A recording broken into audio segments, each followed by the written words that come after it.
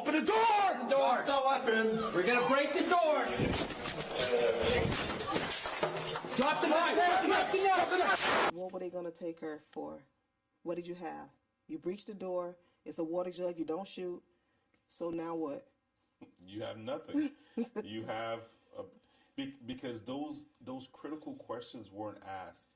Hey, do you want to hurt yourself? They even though she was agitated or whatever, they still could ask the questions. Hey, do you want to hurt yourself?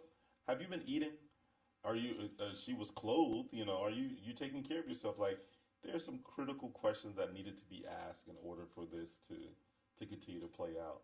And like I said, the video seems straightforward. It doesn't look like there was too many edits for us not to be able to give a very accurate account of this. And so I think there's just a lot more conversation that should have been had between the door being slammed in my face because I don't want to see the police, or, and I'm going to knock the door down.